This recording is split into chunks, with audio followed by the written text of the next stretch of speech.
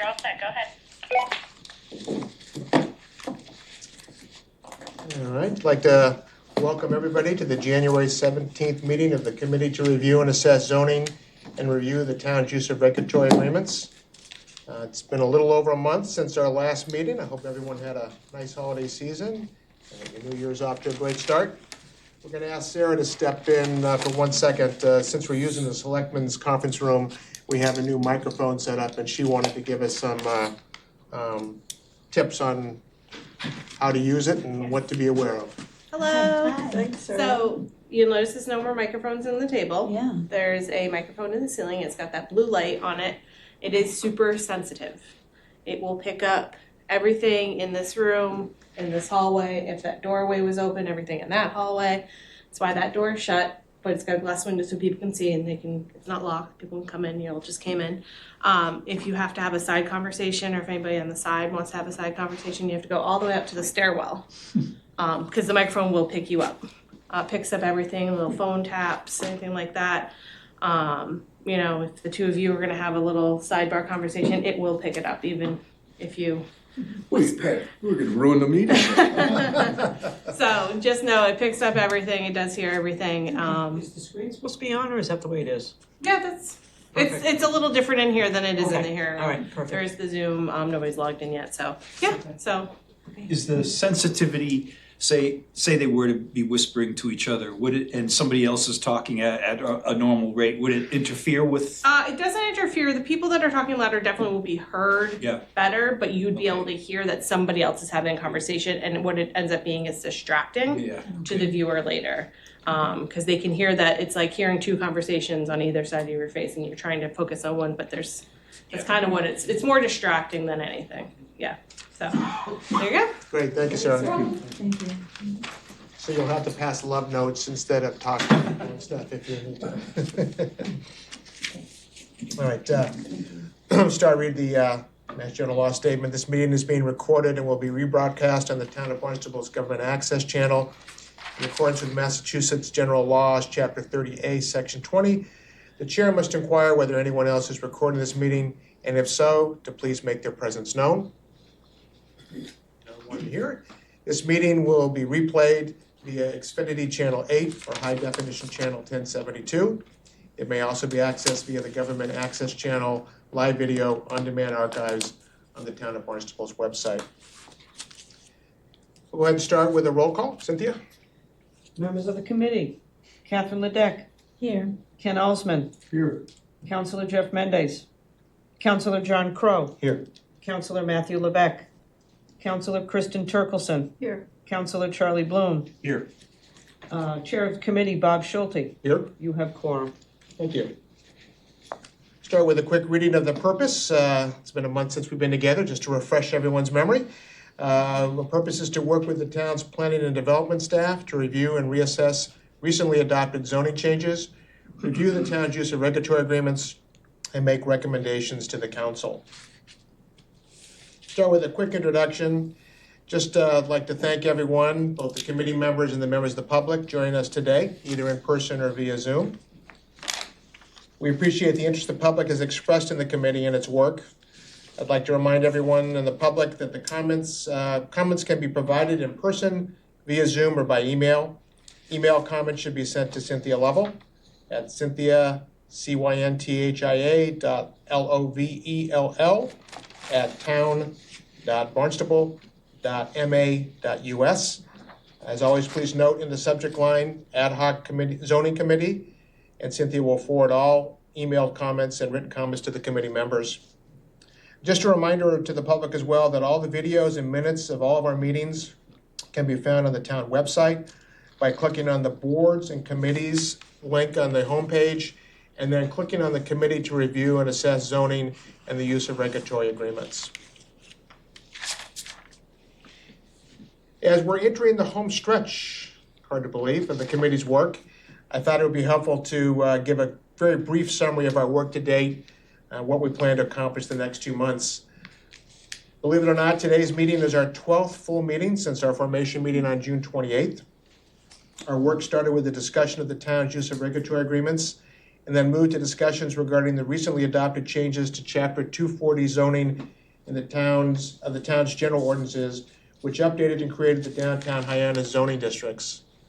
As soon as we finish our discussions on that topic, we'll start discussing in the last couple of months some of the broader issues or concerns regarding some of the other zoning changes that have been recently adopted and or considered. Such items, we've touched on some of these topics before. The inclusionary housing ordinance percentage, which we talked about and had a presentation at our last meeting. By right zoning beyond the downtown Hyannis zoning district. Regulations for short-term rentals, which were discussed at one point but tabled by the town, and any other suggested items that were discussed by the committee or suggestions from the public. So again, just kind of a roadmap where we're going. I think today we'll be finishing up, some of our discussions on some of the specific recommendations we want to make about the downtown Hyannis zoning. And then I think at this next meeting, and Jim and I talked about this last Friday, we're going to dive into some of the broader topics, some of the things that we discussed for discussion. With that, I think we'll move to public comment. A reminder, the Zoom link that we have open for the public will close following public comment. However, viewers can continue to watch the meeting either on Channel 8 or 1072 or via the live streaming on the town's website. With that, we have one member of the public today. Comments? I don't really know, Bob, where I am on this because you got a lot of issues. First, introduce yourself for Larry the record. Moran, you got a lot of issues that you are going to be dealing with, and so I don't have any comments to submit on what you're going to cover. However, something may come up, and I would like to have the chance to say something if it's relevant. The other thing that came up yesterday, I did attend the Housing Committee meeting, which went 2 hours and change. It was very lively, very good, but one of the things that the people on that committee said that they do want to communicate with you, not you personally, but your committee, because they see the overlap with zoning. So how that fits in is a matter for you to discuss with Rick. But otherwise, I'm not citing in, I'm just alerting you to that. And but I'm aware of what you've outlined, and I'm aware of what you've been covering. So that's the best I can do on a Friday afternoon. Okay, thank you, Mr. Moran. Do we have anybody on Zoom for comment? No, you don't. Okay. With that, we'll close public comment, close the link. I'll ask if any of the committee members have any responses or comments. Well, actually, you know what? We'll wait till we have written correspondence as well. We have one letter that was received from Christopher Gregory. I think you should all have that in your packet. I don't know if anyone's had a chance to read that yet, but Mr. Gregory has provided public comment previously in writing and in person. And his letter to us recently was regarding a potential move of a homeless shelter, I believe that's the St. Joe's Center, from an area north of Main Street in downtown Hyannis to a location on West Main Street. I don't know if any of you know much about this. I actually just heard about it recently. I don't really know more. It's not on our agenda. Mr. Gregory thought we might be discussing it. To be honest, I'm not sure the details of this, whether it requires a zoning exemption or whether it even falls into the category that we should be addressing. If it's a use of a specific property, I would guess that's more of a ZBA issue. But I guess I'll ask Jim, since you're here, if you have any thoughts for us, if it's a topic that, something that's kind of falls within our purview or think will be coming to us. So the relocation of a shelter, I don't believe is going to fall within the purview of this subcommittee. This subcommittee is looking at recently adopted and amended zoning changes that would not be a zoning change, to my understanding. Certainly hasn't been done recently.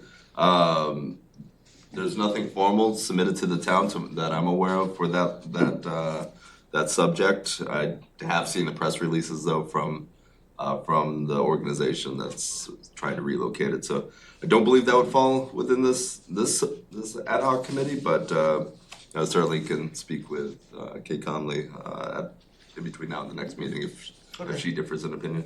No, thanks, Jim. Again, I think we'll see kind of how that unfolds, and if it's something that we should or need to be discussing, we can do that. With that, I guess, is there any comments from the committee members, either general comments or responses to public comment?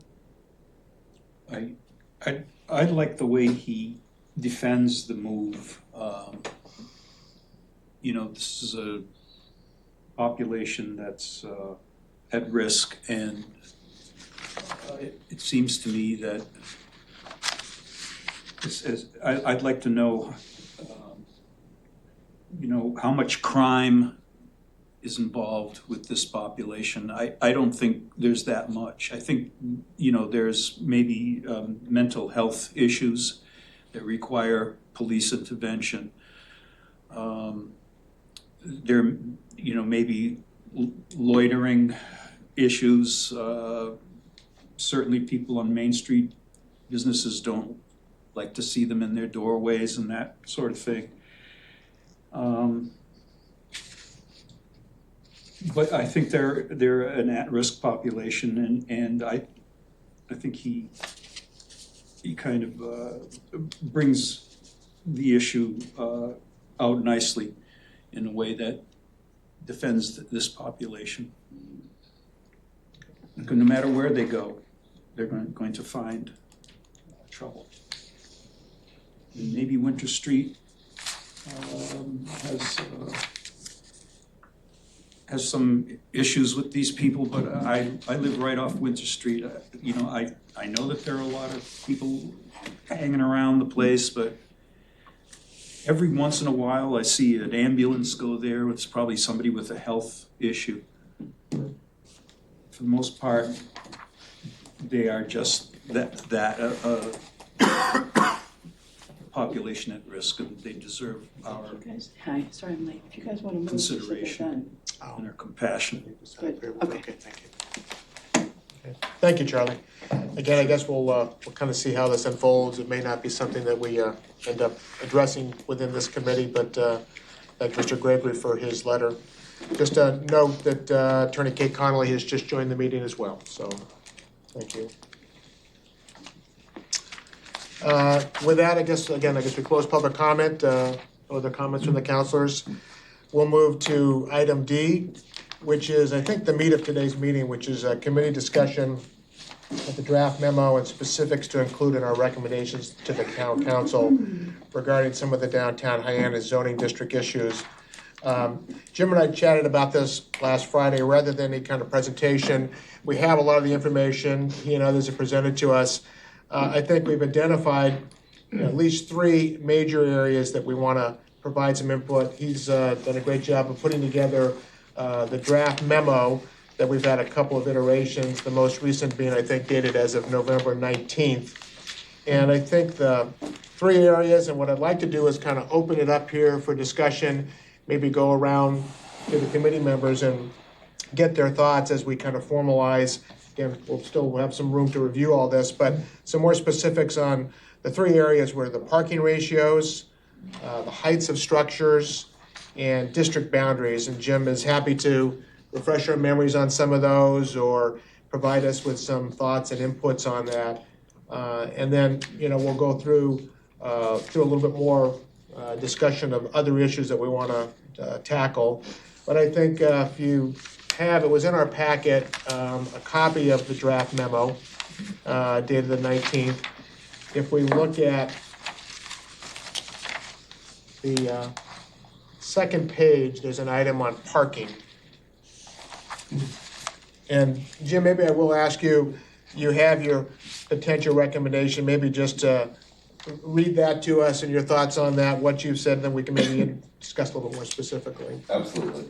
So yes, there's three major items, and we can dive into parking, which I've offered a potential recommendation to council with more of in order for you guys to have a further discussion on. So it's written as the committee recommends town council consider amendments to chapter 240.24.15C table 2, which is the minimum required accessory parking spaces chart, And specifically by increasing residential or artist live work, and that's how it's defined in that chart. So essentially the residential category of the parking section from one space, which it currently is now, in all districts to a parking ratio greater than one space. And that's really the conversation for this evening. Greater than one space, but less than 2 spaces per unit. That's my words. That's for you all to discuss further though. And just a refresher, thank you, Jim. The prior to the change to the 1 space per unit versus per bedroom, what was the previous requirement? Yep. So it was it varied, and it was more strategic to bedrooms, which if I was asked, I would say I would limit the discussion of bedrooms in zoning, because zoning doesn't we don't zone for bedrooms. That's more of a Board of Health type situation. But the previous zoning was 1 space for 1 studio, 1 bedroom, and 2 space for 2 bedroom or greater. So it was a formula depending on the number of bedrooms, and that can be challenging, honestly, because over time, when you're looking at an application, just from a practical administrative standpoint, looking at an application, and you know, if it goes to a planning board or town council or even administratively, and we say, you know, this needs to be tweaked here, this needs to be tweaked there, a lot of times an applicant may not cut units, but they will rearrange bedroom counts. So specifically for zoning, I would strongly recommend that we focus on a number of units, whether that's 1, 1.25, 1.5, 1.75, 2. That's certainly for your discussion, but that would be my recommendation. Okay, thank you. And I think one of the things that we've talked a little bit about is that we don't have to use whole numbers for the recommendations. It couldn't be 1 1/4, 1 1/2, like Jim said, or 1 3/4. Taking into consideration that, you know, with new units, there may be some people with 1 car, some with more than 1 car, people who drive away during the day, and they'll be available for retail. So it doesn't have to be a whole number. I think we've heard from a lot of people, parking is a big concern, you know, with the addition of new housing downtown. I had several calls recently with a significant commercial business operator in town who's been very concerned, I know, who's also spoken with Jim, and the sense I've heard from other people is kind of 1 1/2 to 2 is what people are saying, you know, some of the people who operate businesses. So, you know, Jim has suggested here, you know, again, our recommendation to the council is something for them that they can take into consideration. He said 1 more, greater than 1, but less than 2. I guess, you know, with that as kind of background, I kind of have in my mind, but I guess I'll open it up to the group to see if anybody has some thoughts, if given some thought to that and what we've heard, if you have some recommendations or what you think we ought to be suggesting to the council.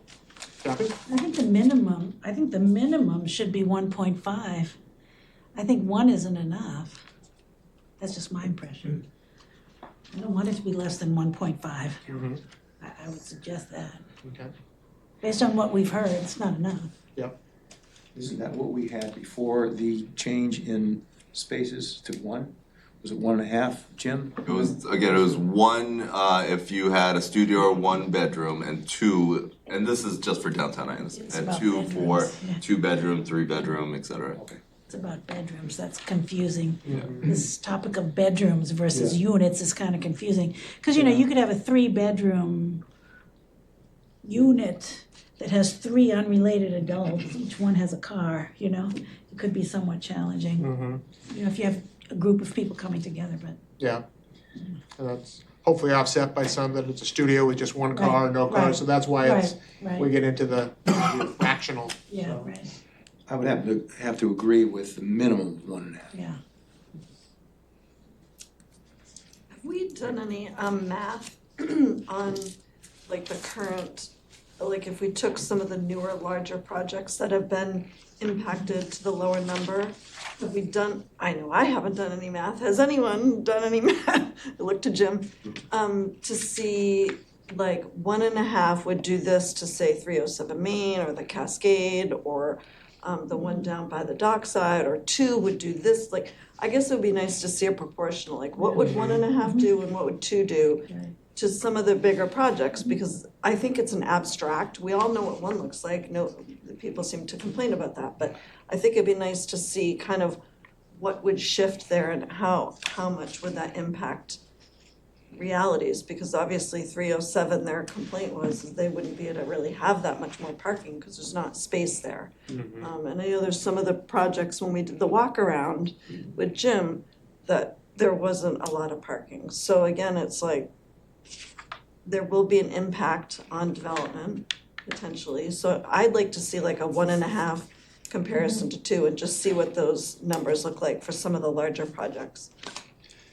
Has any of that been done, Jim, in some of the, when the proposals, have they looked at that? So we'll say most proposals coming in at 1 to 1.25 in terms of the parking ratio. I mean, practically speaking, if someone was to be required to do 1.5 or 2, you're reducing the building because you're replacing it with pavement for parking. So I mean, that's the practical. We haven't done like modeling of if say a 307 or something like that was to be required to do 1.5 or 2, but the reality is it's going to shrink the building, which would likely mean less units, maybe not. It will certainly mean less bedrooms, and just be more parking. It's the reality of the situation, but that's why I think honestly a good sweet spot in the middle is where I could see this recommendation going, as you were mentioning, 1.5, somewhere in that area, because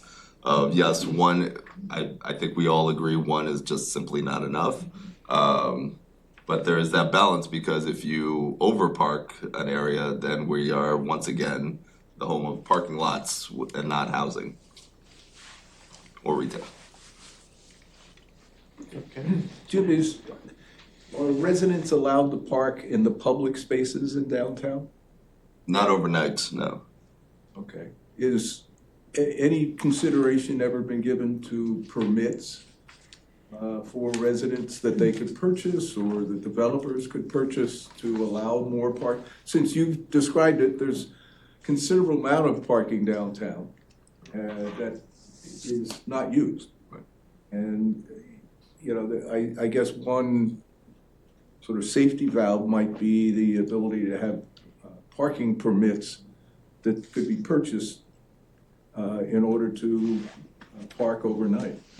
So we do have them strategically, more or less historically. So there's like the small red building where Chez Antoine is, if you guys are familiar with that. There's some apartments up there. It's been there forever. They actually have a few parking spots that they are permitted from the town to the Ocean Street lot. I would say it's like 7 or 8 of them. And so there's strategically, based on just historic practice, some residents that just simply don't have parking spaces. But it hasn't been overwhelming because there simply just isn't a need for it at the moment.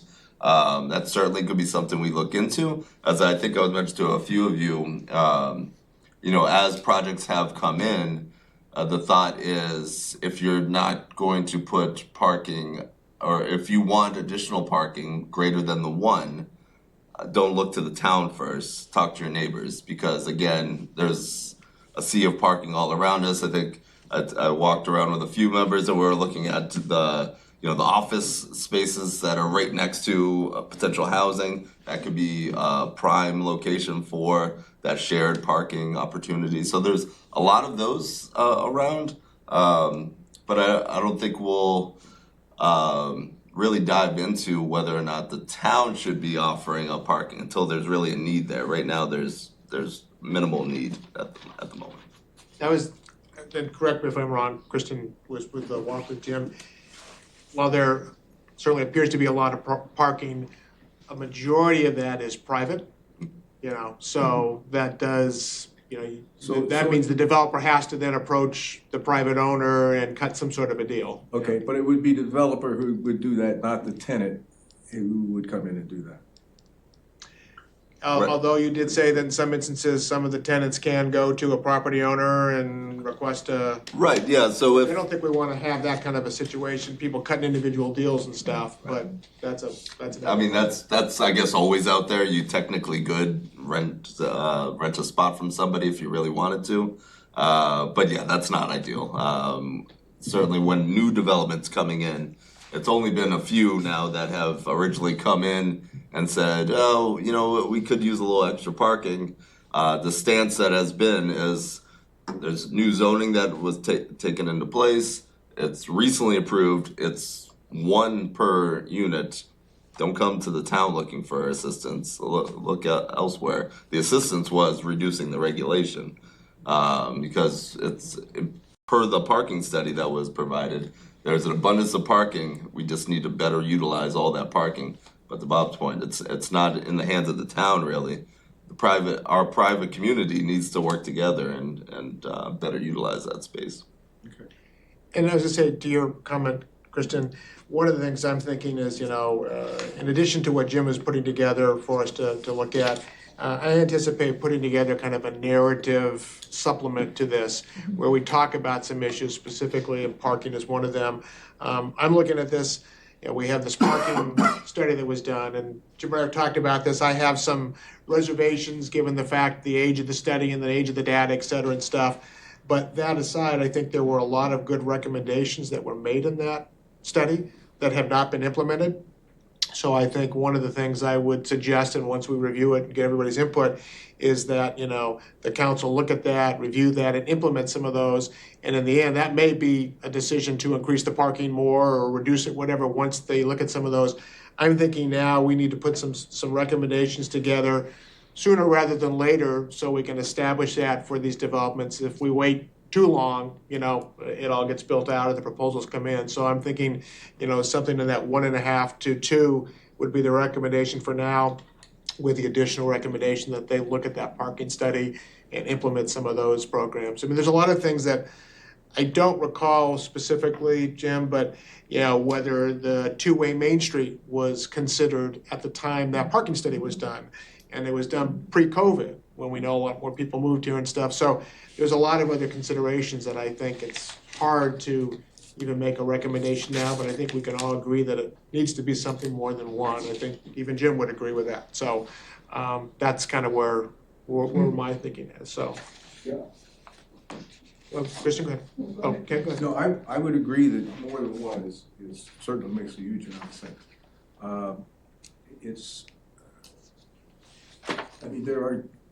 Is there any provision for guest parking in any part of the code, or? Right now, there's not. And, Which is why I think when Jim and I first spoke, even he said, yeah, I think 1.5 would probably, you gotta consider some of that, because that hasn't been taken into consideration, so. And again, the idea of having mixed, when you're in a downtown like that, and like we are, that the idea of mixing the commercial and the residential opens up a whole bag full of opportunities to be efficient. Because if you require parking that's not needed, you don't have buildings, you don't have landscaping, you don't have other amenities that are part of it, you just have asphalt. And certainly I don't believe anyone wants that. So,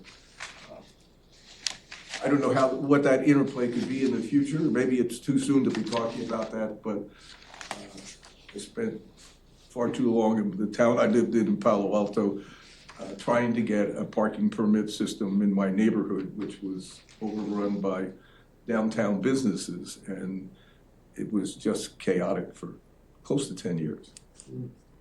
So the idea of permits makes it's like a ticket to a free ride of some sort, so. Yeah. And I think the parking study did have some discussions about doing that, right? Yeah, there is some tweaking of our public parking spaces that was offered in there as well. And as Bob and I mentioned, the parking management falls under planning, and so we've had some discussions about that as well. Kristen? No, Jim answered my question. So what about handicap parking spaces? What about handicap parking spaces? Are they included in the count or are they extra on top of? They are included in the count, Included in the according count. to the building commissioner. And is that a percentage or how, do you know? off It's top per of the your- building code, so it's, I believe X number of units, you have to have one space per X number of units for ADA compliance. I don't know that ratio off the top of my head. And that's probably like a state guideline or a federal guideline? That's correct, yes. So I'm confused, so that's on top of the one per unit? That is included with Included in the one. Included. So if you have no one who requires a handicap space and there 3 of those spaces are handicapped, then those spaces in theory will sit empty unless somebody is visiting who is handicapped. May I offer, you could expressly state that this, whatever ratio you so choose does not include. Exclude handicap. Because more guidance you put in the zoning does leave it to interpretation. I'm surprised that it's included. I like that suggestion, Jim, to exclude, I think it excluding the should be on top, handicap should be on top statewide. of. Yeah. Should be on top of it, yeah.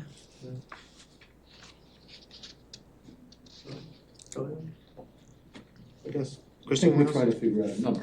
yeah, well, I guess I'm thinking, we say the parking ratio would be a minimum of 1.5. I'd be inclined to say up to 2. This is for the town council to discuss, up to 2 spaces per unit, excluding state mandated handicap requirements or something like that. I can get behind that. I can think, yeah, I think that decision would be council related, so that would be, Yeah, I think that'd be a good idea. is that, Well, all of this is council related, but Yeah, I know. meaning how we Yeah. say it and bring it forward. yeah. So It's maybe something- think but about it's that something you can for our work next with. draft of that. Sounds great. Okay. I think the next topic was the building heights, the heights of the structures. And Jim, I'll ask you to kind of go through the potential recommendation that you shared with us in your draft. So this is a two-parter, so on page 2, under building height, under potential recommendation, and then it does go into page 3. So the potential recommendation is, the committee recommends town council consider amendments to chapter 240, 2416, downtown Main Street District, table 3, by amending section F of the table, number of stories, from 3.5 or 4 maximum, that's how it's written in the table, to a height less than 4 stories maximum, as well as eliminating 240-2416C6, the 4th story of the building must be recessed, stepped back from the facade of the stories below at least 8 feet, and that's just a practical matter because if you're dropping the 4th story, then you don't need the setback of the 4th story. And then continuing on, so if you recall, Main Street and the Village District both had the 4th story option. So this is basically a replica of the first paragraph, but referring to the Village District. So the committee also recommends town council consider amendments to 240-2417 downtown Village District, table 4, by amending section F of the table, number of stories from 3.5 or 4 maximum to a height less than 4 stories maximum, as well as eliminating 240-2417C4. The 4th story of any building must be recessed from the facade of the stories below at least 8 feet. So, if I understand, so in layman's terms, we're saying that basically we're gonna essentially allow buildings up to 3.5 stories in those areas, right? Because we're saying it, Well, so really Less what than we're 4. talking about here is so where I reference past 3.5 or 4 maximum to a height, so this is for the committee to define. right, So to a height less than the 4 stories maximum. So if 3.5 is what, if you want to change 3.5 for 4 to 3 to 3.5, you're certainly welcome to. But that's for the committee. okay, so we could, okay. Because my initial thought is, why don't we just take a story off that and say it's 2.5 to 3? Would be one thing, but I don't know, that may be too much. So maybe we want to keep it at 3. If you do look at some of the other downtown, I've looked online and looked at some of the pictures, 3 is not uncommon in some of the other downtown areas, so I don't know that I have a problem with 3. But, we can talk about that. So I guess we'll kind of open that up to see what people think in terms of reducing that and how we want to define, that change there for the height. Kristen? Just so, like we did with the parking, and we said what it was before the change. What Okay. was it before the change, Jim? Just so that we, Before the change, it was three stories on Main Street. I don't have it off the top of my head for the Village Center, but I want to say it's 2.5. Maybe I can pull that up.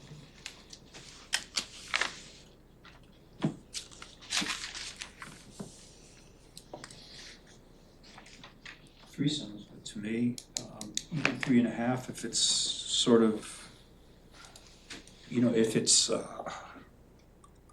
nice shaped street where you don't have 3.5 here with 1 stories next to it on either side of it. So what's interesting, in the language here, when they talk about the 4th story, is that the 4th story is intended to be recessed back to make the building look less like a wall of windows or just this sort of straight, flat facade with nothing else. So it makes me wonder if you want to lower the building height a little bit, do you still want to have that kind of more architecturally interesting recessed look on the upper floor? I don't know the answer, I'm just, And I think what Jim has got in the draft would eliminate that, right? The need for. Yeah, as it's written here, because it was the 4th story. You're exactly right. With the Right. 4th story, the intent of that section was to make it not look so Yeah. dominating from the street. With you lowering it to 3, as Bob mentioned, there are a number of 3-story buildings around. It might not be necessary, but certainly for you guys to discuss. I'm just thinking about a square 3-story building with just a wall of windows. Yeah, that's terrible. It's Yeah. boring as all heck, but it's also architecturally uninteresting. Yeah. And if we're talking about Main Street, don't we want something a little bit more interesting than that? Yeah. So I like the idea of lowering it, no question about that. But then what do we want the upper story to do? Something more interesting. If you do a recess back, you could have, if you were living there and it's an apartment, you could do a recessed upper floor, which could become an outdoor patio for whoever would be in that apartment. I'm just throwing that out as something to think about. Do we want anything more interesting than just a square building? I sort of harken back to one of Ken's comments earlier when we were first looking at plans on paper.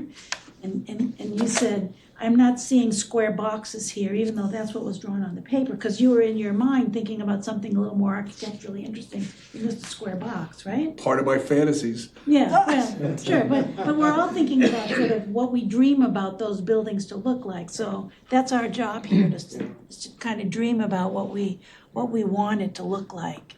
And maybe maybe we should consider an option. So if they do 3, I'm just making this up, just for purpose of discussion. If they do 3.5 stories, maybe they recess it back and put a patio out there for outdoor living. Just an idea to think about. Just something more interesting than just a square building with a square top and nothing else. Kristen? I am not an architect, so maybe Yeah, some of me the neither. architects in the room Jim maybe has some guidance. When we say, I don't even know what a half story is. Like, what would be on a half story of a 3.5? Yep. So it's almost exclusively a gable, and gable. it's going to be uninhabitable. Uninhabitable. Yeah, uninhabitable. Yeah. Excuse me. It's okay. So you'll see a lot of them where there's probably like a nice little circle window or something in the arch because it's more or less attic space.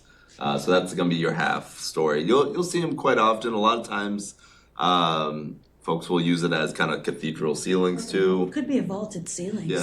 So I guess the question, the reason I'm asking that is what do we gain by allowing 3.5? Or what do we lose by allowing 3.5? We might gain some architectural detail. We might lose some architectural detail.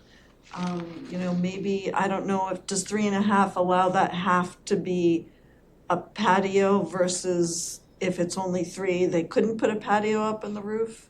Right, so you're spot on, adding that half basically tells an architect you have an opportunity to have the gable roof.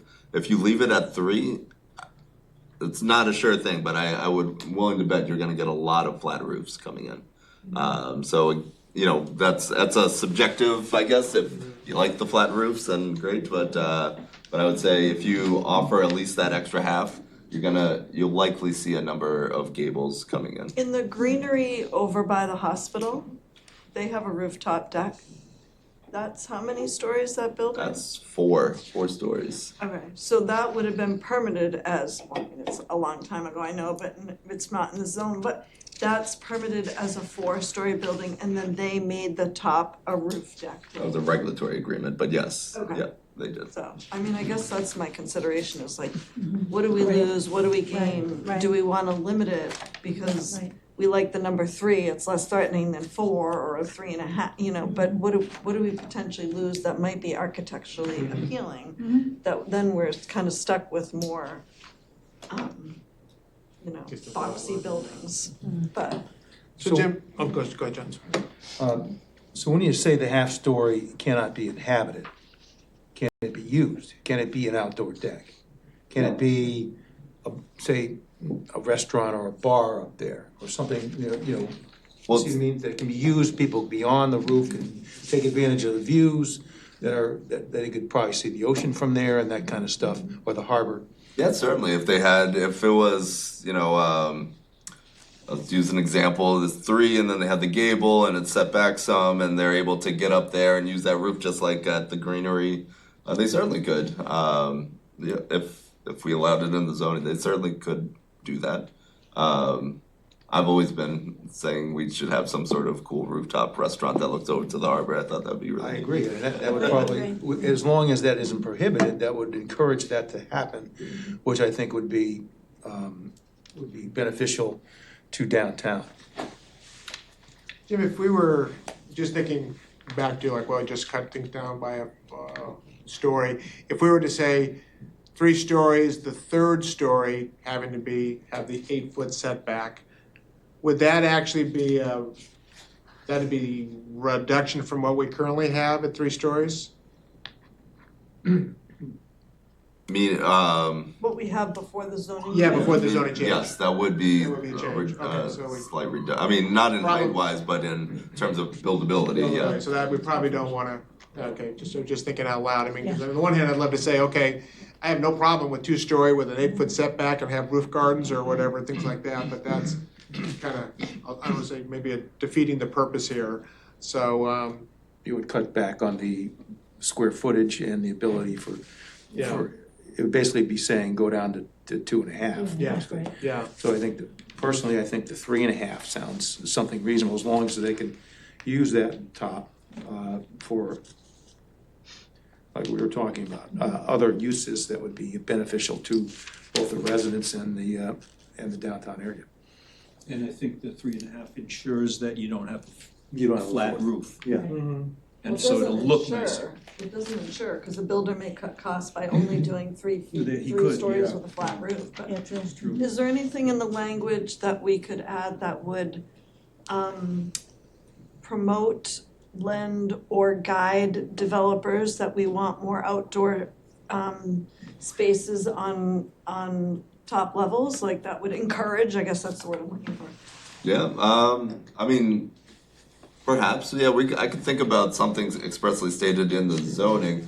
Always for encouragement, there's always, you know, if you put a carrot out there, and so if there's something you really wanted in terms of say you wanna activate the rooftop and maybe it's, you get a reduction in parking or you get a little bit of a density bonus or something like that, that always kind of moves the needle, when you talk to applicants, but expressly stating it in there as well is, you know, helpful. I guess my thought is like the design guidelines, those are being worked on, they're done. They were adopted, but they do talk about activating the rooftops. Yeah, I mean, it's kind of like, do we have an opportunity here to kind of be more expressive with what it is we'd like to create if we're gonna allow higher density, higher heights, like, what does that get us? Well, maybe it does get people some outdoor spaces, I mean, the greenery is rooftop I mean, that's kind of nice for the people that live there. Yeah. I mean, that's one of the things, when you look at those units, I mean, I think is like a real bonus. Like if you can live near the water and you can go out and you can cook your dinner out there and whatever. So, I mean, I think it's like if we could encourage that. What's it like up there? I've never been up top. Oh, it's up there. great. I went when they were selling the units because we were thinking of selling our house and moving into a condo, and it's really It's really in a nice. great view of the harbor and stuff. Yeah, and you're just right there, kind of looking at the water, and there's not a lot of opportunity for that here, which is kind of crazy. So, Well, you could incentivize the developers to do something creative by giving them something like Jim said, a carrot of some sorts.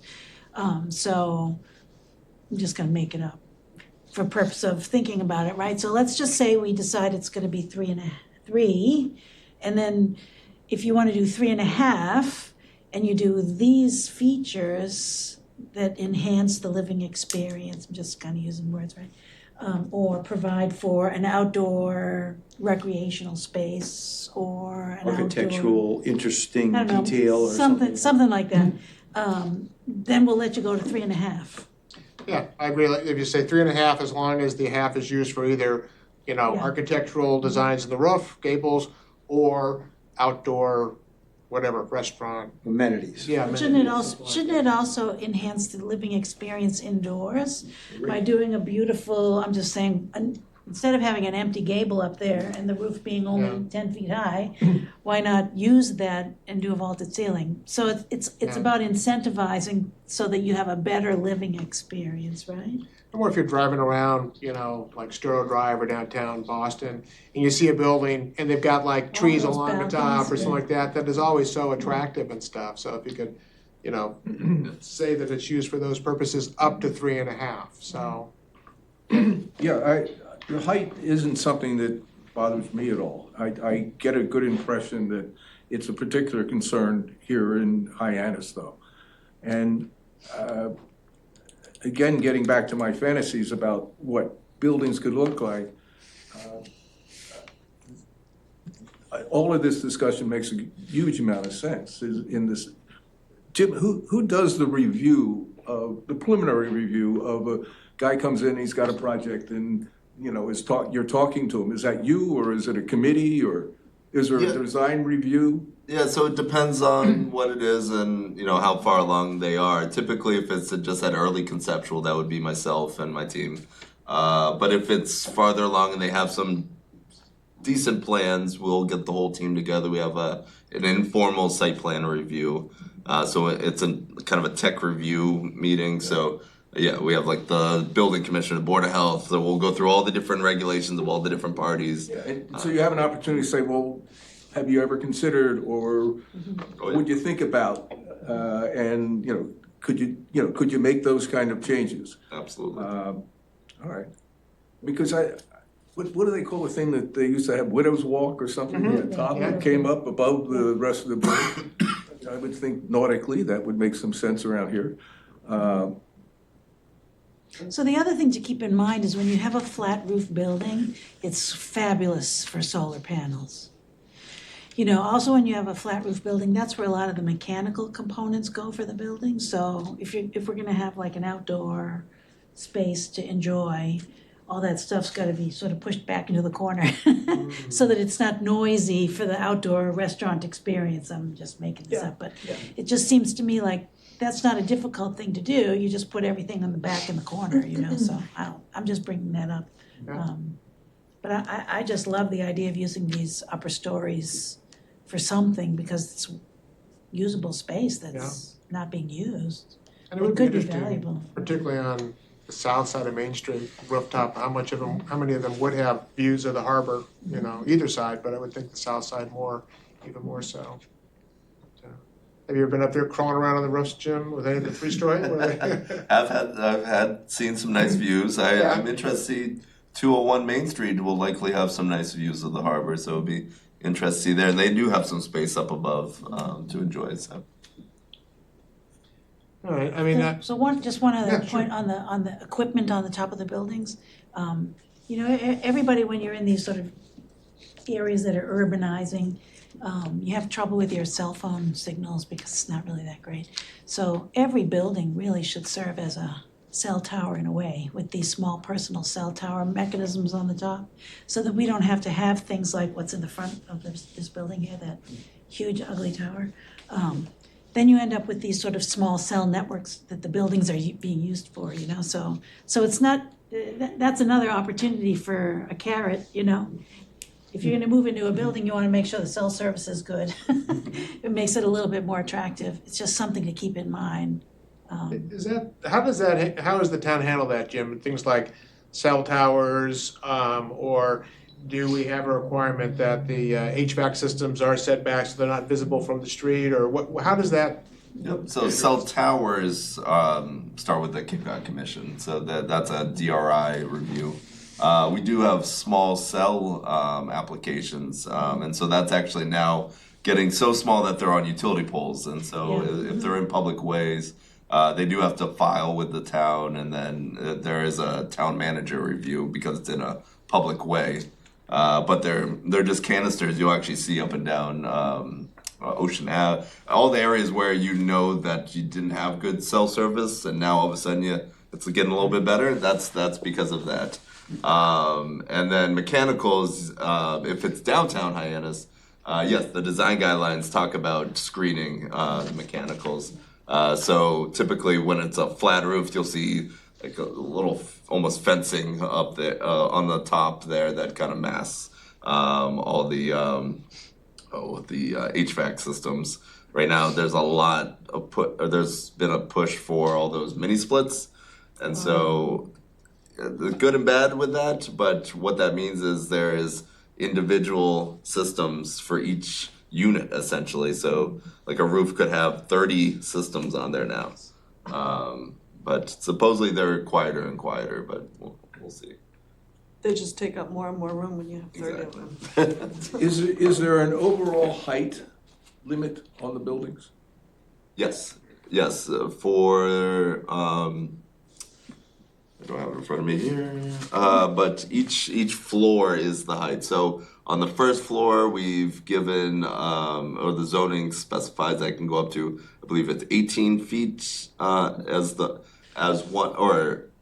to 18 feet, and then if you exceed 18 feet, you're 2 floors.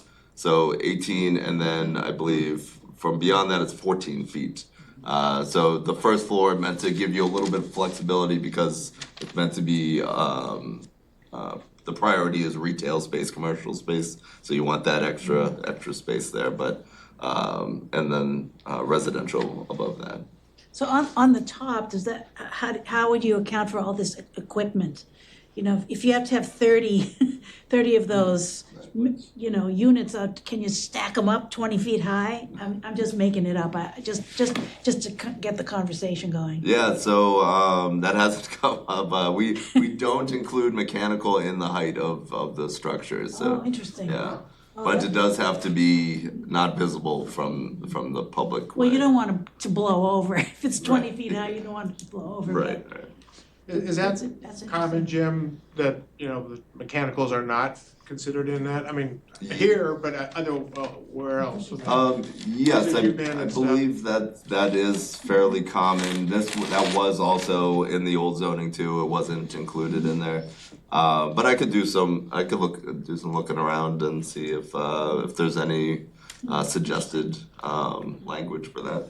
Jim, in the Hanover, what is their HVAC system like? I'm just curious, because that's a big building. Yeah, that is not individual systems. Do you, in like some of the other projects that you know of that are, you know, ready or fairly ready, what are any of those going to mini splits, or are they sticking? Yes. Let's see. The one that is being I believe the one that's being constructed right now, 442 Main Street. That's only 5 units, I believe, 4 or 5 units. So I believe those are mini splits. The one of them on Barnstable Road, I believe, was going to be a mini split, but and then one that was proposed but didn't move forward was going to be all mini splits, and that was going to be somewhere along 40 or 50 units, and but that didn't move forward. Yeah, I mean, I just wonder where the break point is that it becomes prohibitive to each have their own separate, like, unit Yeah. versus just a bigger system, so. So how does that work visually? If you've got 40 units, they stack the fans up along the side of the building or on either side? Is that, what do you see visually? You see the outside fans, because the units are mounted on the inside of the walls, Right. right? Units are mounted on the inside. They go up the wall on the inside, and they come out. Typically, if you're gonna do it on the top, it's gonna be the flat roof. So you got fencing. So from a public way, you don't see anything. But if you're standing on the roof, if you have a condenser, you know, like your home condenser, but it's much smaller, and then they're just gonna be mounted on the roof, kind of in a line. That's the only way I've seen it. I've never seen them mounted up vertically. And it's an individual one for each unit. They can't combine and have one big fan for 5 or something. I don't know how they work. you Yeah, know? they might be for large apartment buildings, but I haven't seen it yet. I'm sure there's probably technology out there, but the ones I've seen, it's been individual ones just in a line, essentially. Yeah, so you can have one blower supporting 5 Okay. wall Something units, like that. Okay. but, you know, if you have 2 3-room apartments, you're gonna have Yeah. one outdoor blower for each one of those units, you know what I mean? But the idea of stacking them up so you don't have to take up that much space that you could use for seating outdoors for dinner, it seems to me like that's an idea anyway. Kenny, you have another question? I'm sorry. Yeah, I guess I'm just thinking about the 3.5. If someone had a building, where's that, excuse me, where's the height measured at? Is that at the street line, like Yes. on Main Street? Yeah, at the grade, up to the, I believe we say to the plate.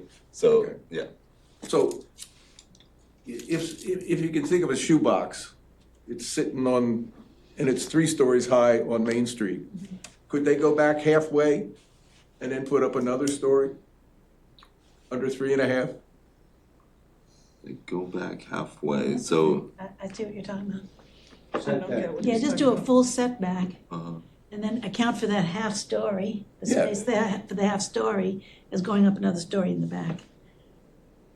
That's interesting. yeah, I'm no, lost. no, So that on the parking lot, it would Yeah, look so- like 4 stories, Yeah, but on Main Street, it would look, but it's, I'm just trying to think like a Yeah. developer might or an architect might in terms of, okay, how can I maximize what I got here? Yeah. You know, what are they gonna let me do? I don't see any particular problem with it architecturally, and it would be, and it gives, certainly the half would be a usable area, it would not be unused space. I think 3.5's the right number. You want to take a shot at that for our next, so we want to say up to 3.5 and somehow specify that the half being used, for either gabling or architectural roof design or outdoor space? Is that kind of what we're Yeah. thinking? absolutely. Do we think we need to incentivize people to make changes to enhance the living experience, like Jim was saying? He was saying basically incentivizing developers to maybe make a rooftop deck by saying Okay. we'll lower the parking Oh, or okay. we'll allow increased density. I don't know though, Jim, who would be responsible for the carrot and the stick and making that? Would that go to planning? Would that go to town council? Would that go to zone? Like, who would then say, you know what, if you do that rooftop thing, we'll give you X amount of spaces, or we'll let you put in 2 more units? Who would decide that? Well, it'd ultimately be, you would need to codify that. So it would be just like a regular zoning change. You're recommending these to town council. Town council would be the ultimate decider as to whether or not we're gonna codify that or not. And then we would administer it. I would say though, whatever we would recommend, we wanna make sure that it can be enforceable. So, that carrot, you give a little extra density to say activate a rooftop. What happens 2 years if it's not activated anymore?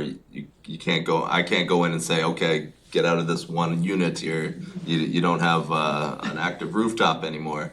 So just something to think about. I can certainly think of some language to offer the committee though, just to keep the conversation going. We know where we're headed. We want to bring it down to the 3.5 and make sure that it's just not a bunch of 3.5 flat roofs. You might wanna have incentives to identify the incentive options. Yeah, well, that's what I'm saying, and Yeah. then who would be responsible for making those determinations? So it would probably be Jim. Yeah. And if we identify those options, and we could just say to him, you know, four options, I'm just making, you get to pick from any of these if you do this, or something like that. you Yeah. know.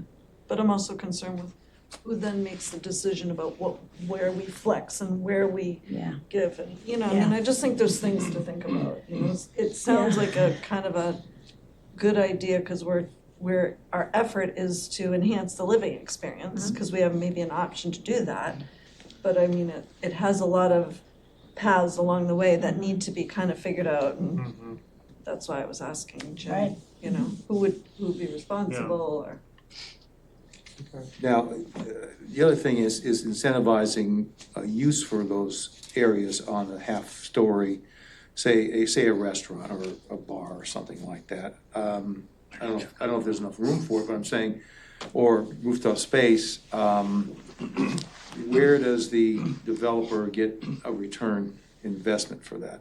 How would they be allowed to earn a return on that space?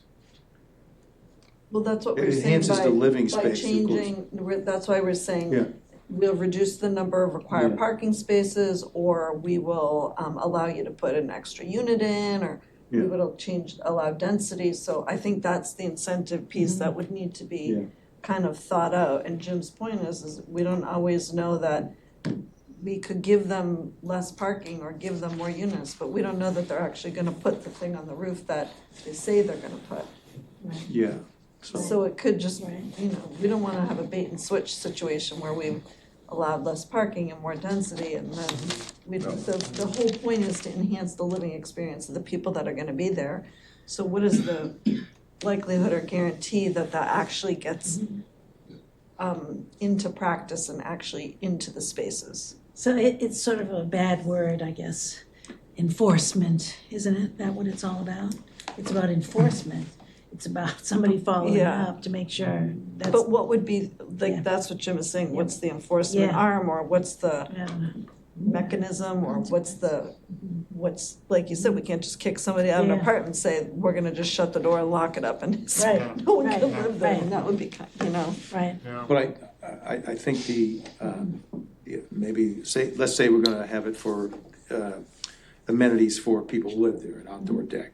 Okay, well, that should increase the value of that property, that higher rents can be charged because people wanna have that. Okay, so I'm just trying to think from the developer's point of view, how they can monetize something like that.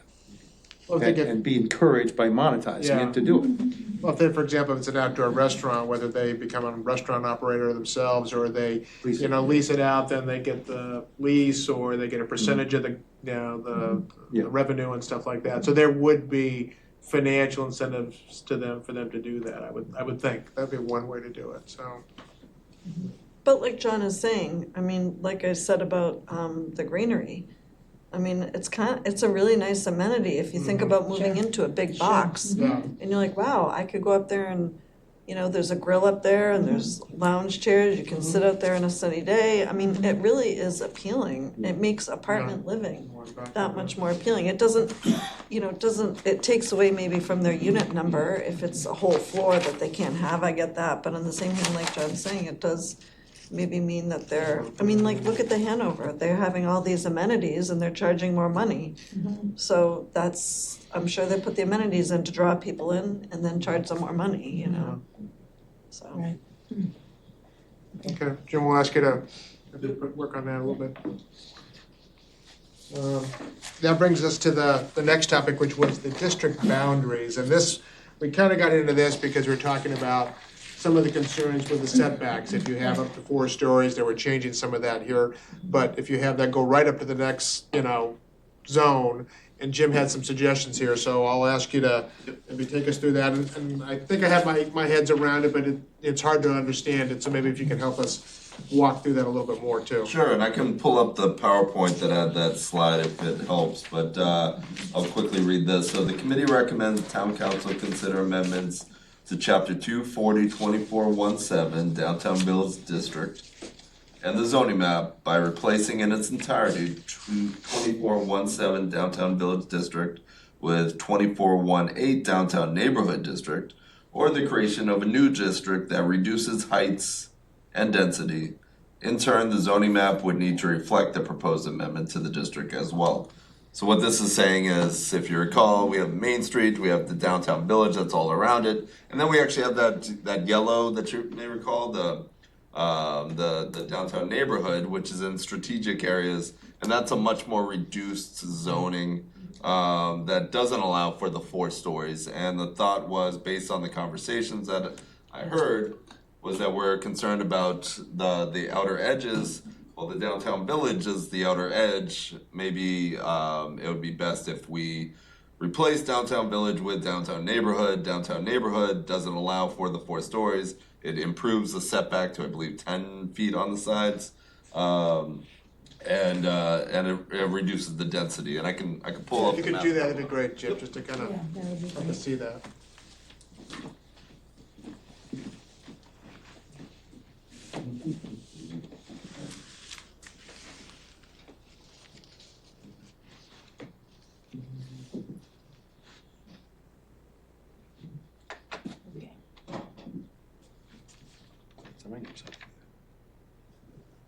So real quickly, so the zoning districts, so downtown Main Street is here, downtown Village, which is basically the outskirts here, Yarmouth, but really what we're talking about is all along these edges with the trees, neighborhood, over to the HYCC, all the way down to the West End Rotary.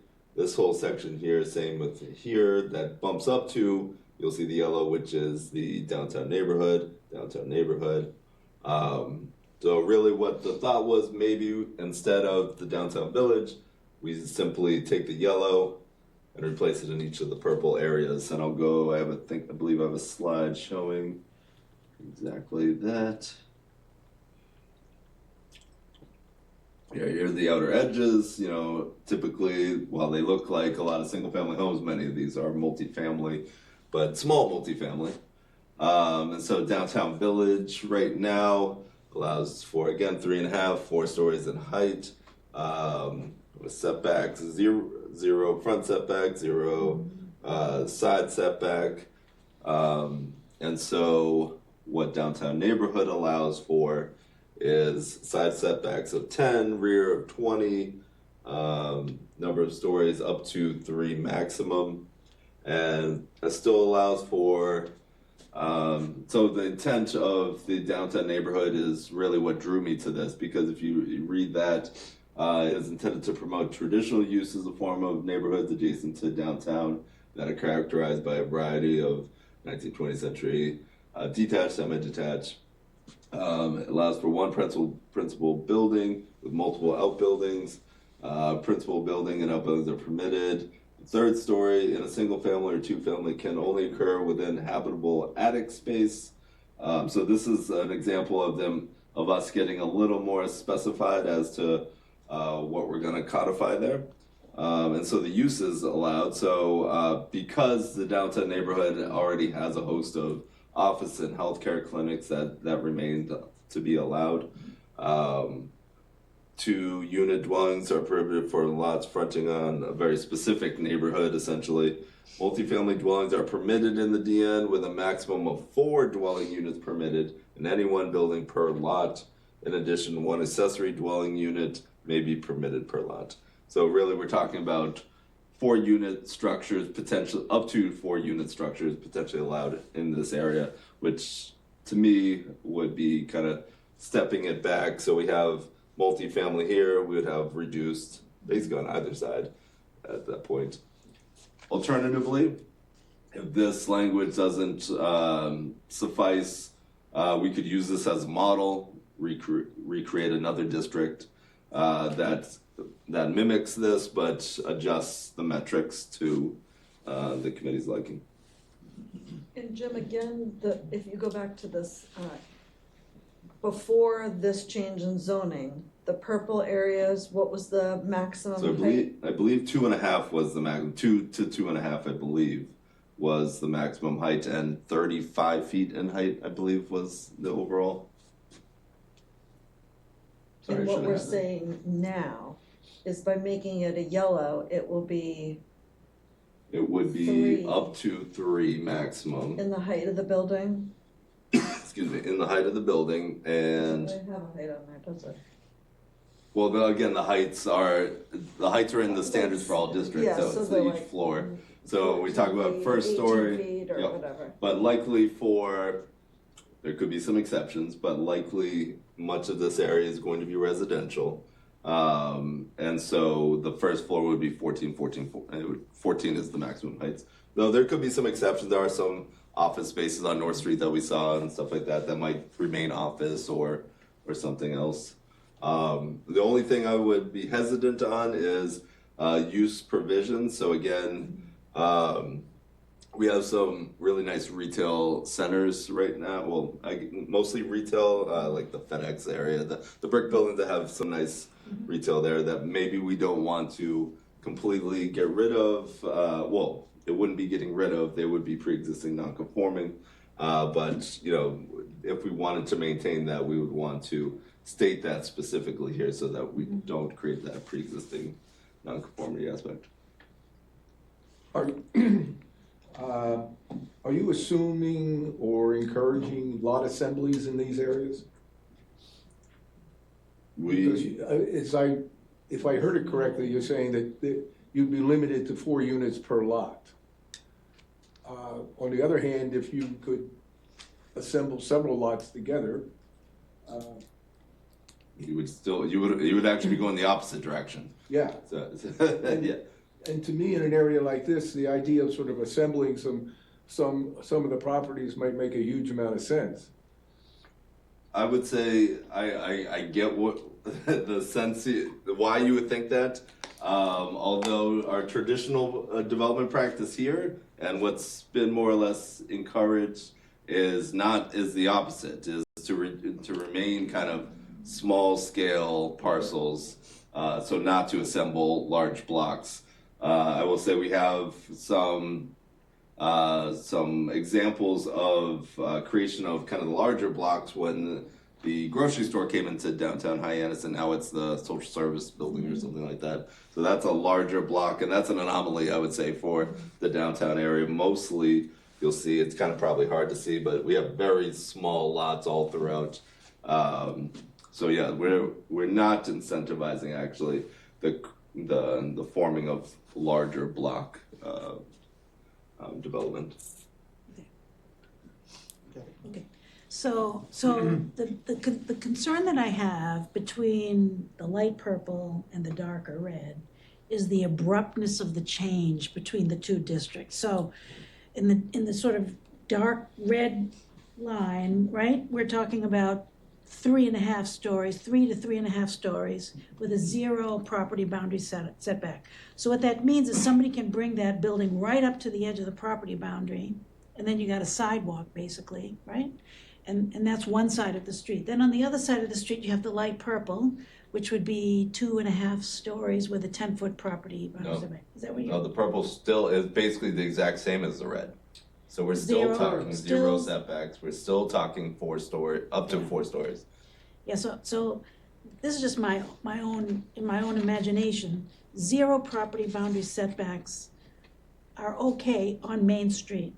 But I think off of Main Street, I think you need to start opening up the neighborhood to make it look more like a neighborhood without buildings that are right up to the edge of the property boundary. So, So more like the downtown neighborhood zone. yeah, exactly right.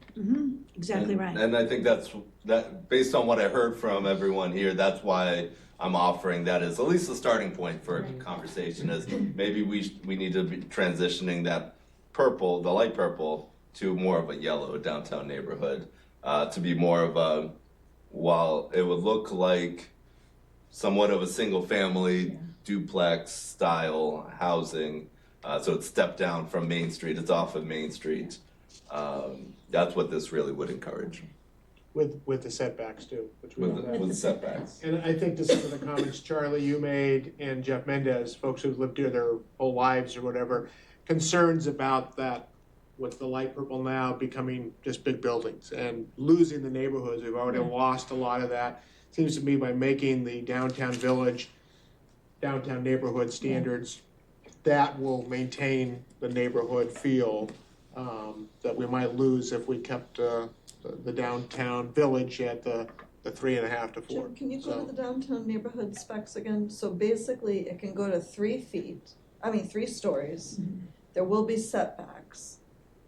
And the limitations are, so it's weird, cause they won't be duplexes, they'll be triplex, like a 3-family? It could be a 3-family, a duplex meaning like one building with 2 units in it. Or it could be a 3-family, Because or it could be a 4-family. Yeah, because it's 3 stories. So like that picture you have of the area, in a way, like the one on the left, in a way, it could potentially be a lot different looking than that. You might keep the setback, but those houses that are 2 stories could now be 3 stories. So somebody might, but it's limited by the number of units you can put in there. Right, so 4 units maximum. So really what likely could happen Yeah. is a lot of these buildings will be renovated for 4 units. That's Okay. likely what would, Like somebody could add a story and make a, no, just internally, or maybe a bump out in the back or something yeah, like that. but I mean, somebody could add a 3rd level and make They that could. And these are affected by the parking ratios that we're talking about as well, right? Correct, so parking is in all districts, so if you were to increase it to 1.5 or 2, that would be increased 1.5 or 2 in these And do districts. you have a sense of what, the small lots, how many square feet are in those lots? Are we talking about a 5,000 square foot lot or? Well, so they range dramatically in the light purple zones, but we are talking anywhere from, we have a lot of 5 to 10,000 square foot lots, but then we also have some bigger blocks too. If you wander out there on like North Street, you even have a car dealership. You got some bigger blocks out there as well. So those maybe over time would be the ones that utilize the full 3-story as a full redevelopment, but the ones that have existing structures, you're likely talking about an addition to the rear or something to that effect. Well, why I'm asking these questions is that I'm just harking back to my experience. We had a downtown area with a lot of really wonderful old housing, and it was zoned to multiple family up to, I think it was like 3 or 4 units could be put on a 5,000 square foot lot. And it was some of the worst development we ever had. And we ended up changing the zoning to say that if you were gonna have multiple family, it had to be a minimum of 5,000 square feet for the first unit, 4,000 for the second. Anyway, it was like 5,000 for the first, and then you needed another 1,000 square feet for each additional unit. So that, I know, it seemed to work a little bit better, and then we ended up rezoning it all to R1. Because it was Yeah, so what was so crammed bad in, what was about the it? problem, yeah? Yeah. What was the problem with it, that it was so crammed on the lot? It was crammed on, parked underneath the building. Parking was all visible, Okay. there was no place for landscaping. They were just unpleasant places. Okay. We'll note on the DN, one of the things that might assist in that is that lot coverage factor. So 50% maximum lot coverage, so that impervious surface is can not exceed 50%. So that includes things like parking and all that, so it's not just the building itself. I'm just trying to imagine when you go back to the picture, the ones on the left, how if you made those into 4 units, I don't get where all the people that live there are gonna park. It's back to the parking thing, I'm just. Well, each one of them has driveways that likely have backyards that will probably boom, boom, boom. I would look at something that exceeds 4 dramatically is, was it 60 Main Street, I wanna say? So the corner of Main Street and Parkway, it looks like a single-family house, though you can see on the front, there's 2 doors. that is a multifamily. I can't recall now how many units. There's a lot of units in there though, and they have parking in the back there. But this with four, yeah, I mean, the requirement would be whatever the parking is. They would have to prove that they have the adequate parking, and they would have to prove that they have the adequate parking and not exceeding the lot coverage as well. The lot coverage for downtown Village is 80% maximum, so they would be able to meet 80% of the property there. So if the lot coverage is 50%, right, then 50% is not the building. So where's the parking? Is it part of the Part of the 50% lot that's coverage. not building? Well, so it is impervious surface. So the Yeah. building is clearly impervious, right? You can't put rainwater Right. can't go through there. But parking, many developers have started to use impervious pavers. Yeah. So I wouldn't say they automatically would be impervious and included in the 50%. They potentially could use those so that they could park there and take advantage of that. And if somebody developed that property to 4 units and they asphalt a large portion of that because they have parking, because they have 4 units and they have X amount of people that they're gonna be renting to, and they know they need parking for 2, 4, 6, 8 cars, and they asphalt their lot, They would not be in compliance with zoning. and then what would happen? There would need to be enforcement on that. Enforcement, bad word. But can you go back to the picture? I think that's, the top left is Lewis Street, I can't read it. Yeah, I think you're I right. go I don't wanna get in there by there all the time. It's not that attractive a neighborhood. You're talking about going another story up, okay, and then having 50% lot coverage, okay? And how many units per, was the maximum amount of units for those? Four. Well, from what we're discussing here, what we're offering as a change, right now it's downtown Village, which they could go 4 stories and Yeah, Yeah. I I think 4 stories is we, too much. I think it would be best to Too much. 4 incentivize stories too much. somehow a change in that neighborhood. I've been to that Yeah. neighborhood and go by it. I think that would be a good thing if you go another story, but have it, just, 50-50 parking in back. Because like right now, I hardly ever see that street without cars all over that place, Sure, parking. Sure. So I think it'd be improvement if we can incentivize people to, the landlords or the owners of the property to do that would be really, really good, really very big improvement there. Yeah. Well, so that's the conversation we're having here, right? So right now, that's exactly why the zoning was in place for this, was to incentivize redevelopment. However, there's been a lot of pushback since that new zoning to say, well, we want to preserve these neighborhoods. So that's that conversation we're having here now. Do we want to preserve this neighborhood?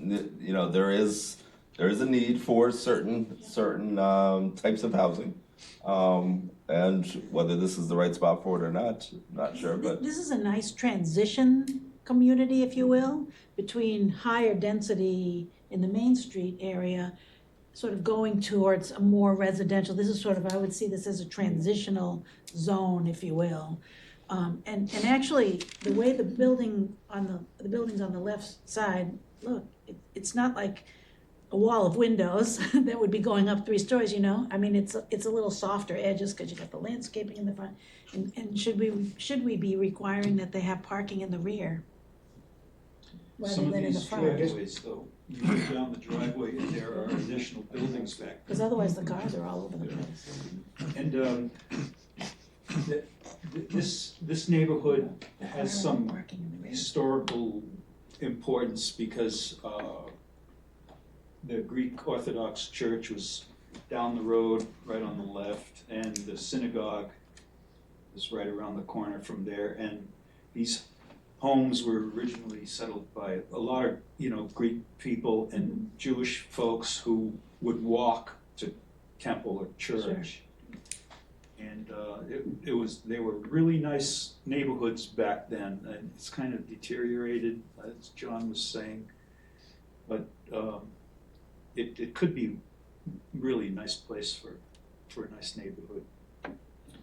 Yeah, to your comment, John, I don't, what do we want to encourage or discourage more? Do we want, what we see here slightly improved, or redevelop it with 4-story, no setback buildings? What's the? No. Yeah, I mean, Yeah, so that's kind of Yeah, agreed. what our options are, if we left it as is, so, But right now, that neighborhood's 2.5 stories, 4 stories. Right now it's downtown village. With the current- With the new zoning. With the new zoning. That went in place, the new zoning said, we want to incentivize redevelopment of that area. And so it allowed for 4 stories, allowed for the 1 parking space.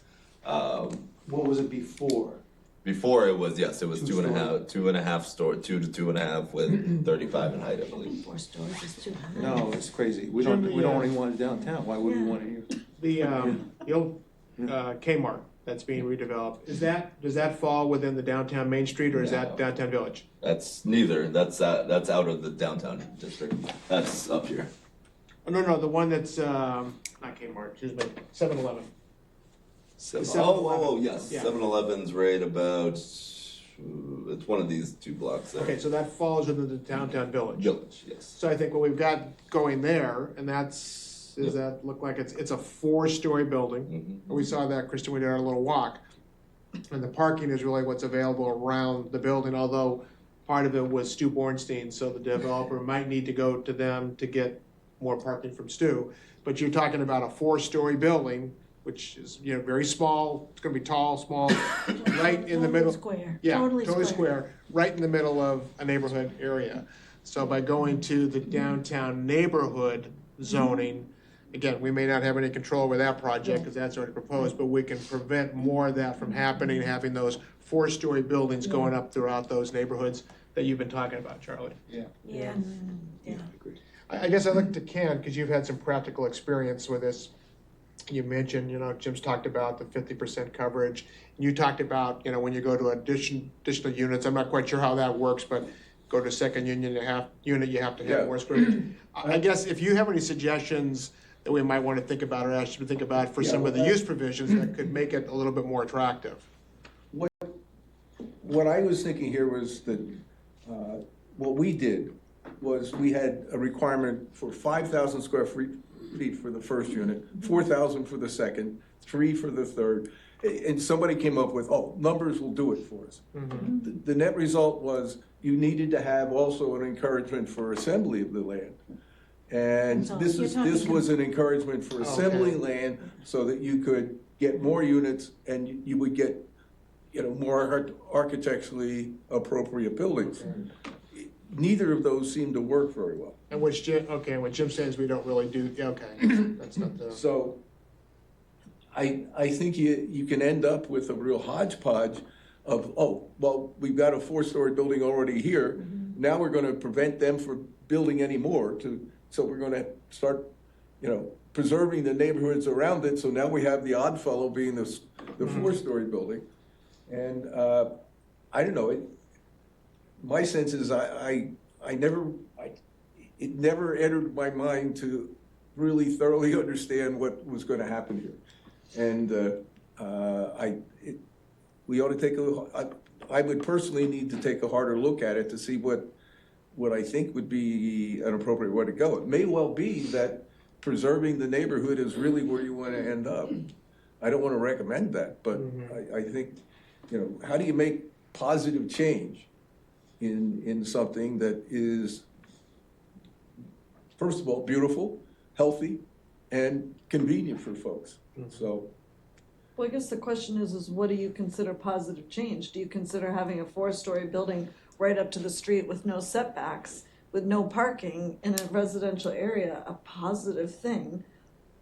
I don't know that everybody would agree that that's. I'm not saying. No, I'm just saying, when you're saying that, I'm thinking, well, what is positive? I mean, Yeah, because if you like- can imagine replacing one of those little buildings in there and all of a sudden you have a Crazy. 4-story building, I think you've got years and years of transition that is gonna be very awkward. And that's exactly right. It would be a decade of transition for something like this, yeah. And I mean, the 7-Eleven building, as much as that sounds offensive, I mean, at least it's kind of still close enough to Main Street, that one Yeah, that building. North Street's still pretty commercial. It's near the hotel motel that's on the corner there, so, I mean, I'm not great with, but on the same hand, that would be better than if all of a sudden Jim tells us next week, they ripped down that brown building there with the yellow front door and they're gonna put up a 4-story building there, I would be like, I'm so sorry, people around you, like, I would feel badly about Yeah. that. Sure. You know, at Yeah. least 7-Eleven is commercial and it's run down, and so that's maybe gonna be a good thing. Yeah. But in this area, I'm even struggling to imagine 3 stories there. You know? Jim, what is your, I know this is just your best guess, but, you know, if we change it to the downtown neighborhood, okay, so that caps it at 3, right? So, based on what you've seen and proposals and your discussions, what do you think is likely to happen? You know, what kind of development would we see? Yep, so honestly, based on just historic practices, we didn't see an unlocking of investment until we did raise from 3 to 4. So, I mean, honestly, you could probably bet that there likely would be not a ton of investment. That's really what you'd see. However, I mean, adding, you know, a 4th unit in there might cause someone to at least begin to invest a little bit more into the area. But until, you know, it would be a transition period of some time until maybe a lot of investment has already occurred. Maybe it will get out to this area, but it will probably take some time. As I say, and if I'm not mistaken, we already have this in place going to the 4, and we're not seeing a lot of interest right now. Not in this location. That's right. Okay. Though I will say, and maybe this isn't as good or bad, but a lot of discussion of additional principal buildings. So that's one thing that I should probably highlight for you guys. This state's outbuildings, so like garages, sheds, what have you. In the downtown village and downtown Main Street, you can have a second principal building. So with these lovely monopoly blocks here. So if you can imagine the downtown village, if you deleted this middle parcel line, you could have these 2 principal buildings on a lot. In the downtown neighborhood, you have to have it only one house on a lot, essentially. So right now, I have fielded calls, though I don't know if anybody has gone through with it, about maybe like a second structure behind the structure. Again, they're tighter lots, so maybe it's not feasible, but that's something that has been at least discussed of in that general area. So are there garages? So the picture on the left, are there garages in the back at the end of those driveways? We could go to the aerials. I'm just curious, I don't know. Do you gentlemen who've been there, do you? Yes, there is a garage, I think, down one of those driveways. But there are actually buildings where people live down the driveways, Sure, down at least one of them. yeah. I'm just thinking that you could put an apartment on top of the garage. Just one idea, but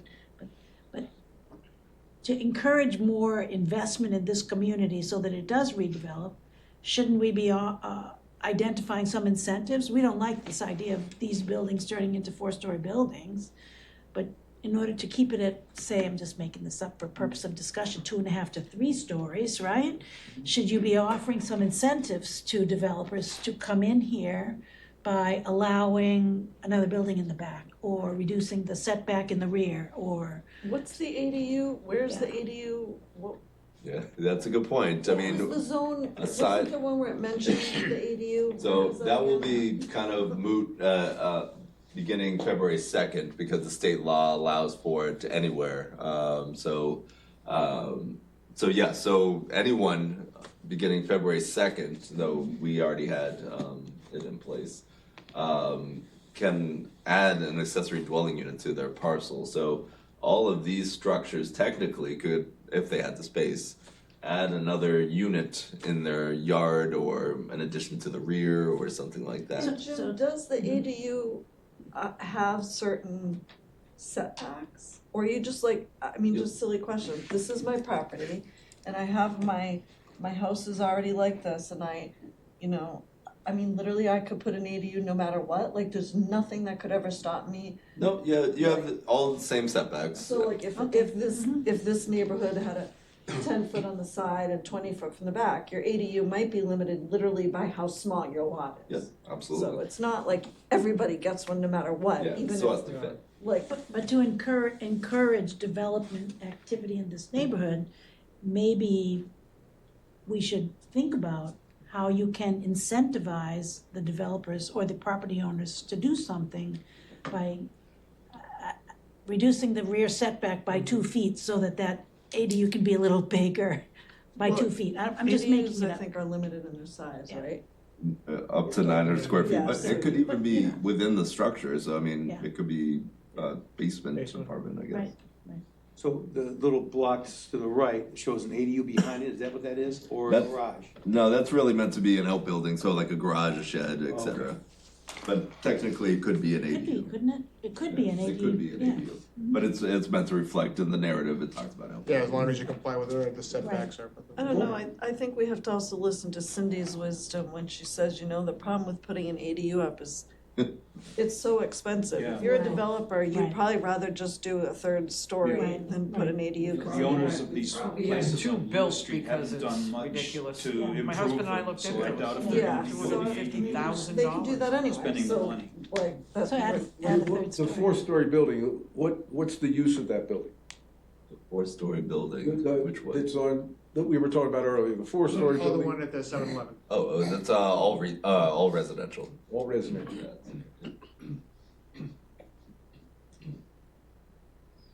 Jim, just out of curiosity, why were Kingsway and Brookshire identified as places where you can't do? Because it's this neighborhood, right? So it's very much exclusively a single-family neighborhood. It always has been. So, and I believe we did get public comment about that, so we expressly stated in there that Okay. it's just that. Okay, okay. So you're not getting any interest in 4 stories in that little Lewis area? Not along Lewis, I will say there has been discussion along Washington, which is Yes, Washington and Lewis yeah. come together. Yeah, and that's not a very nice area. Yeah. Yeah. And Jim, if we go to 3 stories in this area, the amount of feet for each of those stories is probably more feet than the current 2-story in the picture. Oh, yes, yeah, it would definitely be taller. That's kind of my only other kind of concern is that we're kind of trying to mix in a 14-foot height into a neighborhood that probably had 6 ceilings originally, and like you got 14 times 3. That is the maximum they can go up to. No, I know, but I'm just saying it makes me a little uncomfortable to think that it might be 3 stories, but next to these smaller ones, it might actually feel like 4 stories, because Right. 14 feet, you multiply that by 3, it starts getting pretty tall versus, but- Remind me, Jim, I know you told us, before the downtown village, what was the height in this? Yeah, I believe it was up to 2.5, 35 feet. I'm gonna have to, I'll make sure to bring that in. So even under that, this is what was built? People were not building up to that 35 Well, feet. back in the yeah. day, we didn't build Yeah, like we do yeah, now, I mean, yeah. our building No, is but really just saying, that's what, yeah. You get, I can't do the math, 14 times 3 real quick, 42. everybody, 42. Yeah. And it was, what were you saying, Jim? 35, up to 35. 35. So it doesn't sound like it's that much, but like you said, at that era, that's not what was getting built. They weren't going to that. I mean, maybe it's not that many more feet, it just feels like it, but. I don't think we'll come to a decision on this today, but I think, Jim, this has been really helpful, because my mind was kind of understood it, but this has really helped me understand a little bit more what the practicality of going to the downtown neighborhood from what we were before. So I think we all agree we want to bring it down, so we don't end up having 4 stories in that, with no setbacks in that whole district, and how we best do that. But so we can think about that a little bit more, So how tall is this building? 74, I wanna say. I have a a diagram of it. I could get that for you guys. And Jim, this is 74, and 307 Main's total height is predicted to be, Oh, I don't recall off the top of my head. I want to say in the low 50s, right? But we did talk about that some of that visually depends on what the elevation of the building is built on. You know, a 50-foot building built on a 25-foot elevation is gonna be higher than a 75-foot zero or whatever, so So visually, I'm lost, but I trust you. no, It's all good, I'm like, so I'm that's, not an architect. and that's what we can't tell if you we made it up, introduced that a little actually. bit. Ken's suggestion earlier about whether we have some 3D modeling, Jim addressed that there are methods out there, fairly expensive modeling and stuff, but that is a practical consideration is what the elevation is that a building is built on, It's so on a hill. It's gonna be visually, taller. yeah. That means the elevation of the hill is more than. I can't tell if they're Common making sense, it not up. so good, what can I say? I need a drawing. is this a 4.5-story building or a 5-story building? Oh, this, you know, honestly, I don't know how we characterized it back in 1900, 1.75. but we do have an exposed basement in the backside and half story that's habitable above. I don't know. So what, just curious, the elevation of 307 Main, is that higher or lower than this? I would guess it's higher. 307's gonna be lower, but Oh, in the back, but at the But at the this is street a level? deceiving picture because we have a full basement on the opposite side of that picture, of this picture here. So on South Street, it's a whole nother 14 feet or so that we're adding to the overall building height. It's actually like 5 stories if you want to count each Yeah. level, because you got a bottom level that's the basement, then 1, 2, 3 windows that you can see, but then above that is another department, it's IT, Oh, but that's the right. windows are on the opposite, you know, so you're, Oh, okay. there's Yeah. a lot of windows there. Yeah, the other side has like Yeah. 2 more stories, Yeah. right? Oh, really? So I don't. And These stories seem like this room thank you. is a higher Yeah. Oh, yeah. ceilinged room. So I think at least the first 2 floors are high ceilings like this. Because it was built as a school. Yeah, it was Yeah. built as a school, so that Yeah. So they it's had to again have like when we Building codes back then, fluctuate you had to between have- different uses. I mean, this was a school. We Yeah. would never build a house with this. I went well, here. Not many people build houses. Did you? I think there used to be Initials are some like carved this somewhere into in the wall. in No, Los, no, no, she probably has a T-shirt. Los Angeles that are now gone. But Change it now. Okay. Well, I'd like to go back into incentivizing. If 4 stories is not right now on that Lewis Street area, I don't know if 3 stories is gonna make a difference. I'd like to incentivize the renovation of those buildings somehow to developers, so they would go in there and get past the, you know, like that one red building that had looked like a porch sticking out. It's really not attractive. It'd be nice if there's some other way, you know, to. But if they're privately owned Yeah, I right know, that's the now, I problem. mean, what are you gonna, you're No, gonna, no, no, I'm somebody, just- they gotta sell their private house in order to incentivize the builders. I mean, I guess maybe It's true. if there's turnover of ownership, Yeah. maybe a developer would wanna buy it, but I mean, I would hope that if somebody who's lived there for 45 years is selling, they're gonna hopefully sell to some other individual, not a developer. I mean, I'd rather keep, I mean, I look at like home ownership rather than a developer owning and having more rentals. Because a rental means that you don't have any ownership, you're paying every month, and you don't get anything at the end. So, I mean, I get what you're saying, is like, if it gets redeveloped, how can we incentivize it? But on the same hand, I'm hoping that those families Stay there. can maintain their home, I don't know how many families actually live there. It looks like they're all chock-a-block with, Mostly they're all rentals? set up with apartments in them. I think there are a lot of rentals, but there, I mean, rentals have families there as well, I'm sure. But zoning isn't the only mechanism to, you know, incentivize those types of renovations. And so you got to hit the nail on the head there. I mean, zoning may or may not incentivize redevelopment from like the outside coming into the community, whereas, you know, there are potentially like funding programs, like our CDBG program potentially could assist low to moderate income homeowners with home improvements. You know, we could also incentivize through the Affordable Housing Trust potentially for home preservation programs. So there's other ways to incentivize other than just giving them a fourth story or something like that. I'd like to see that Lewis Street area go to the yellow from the purple.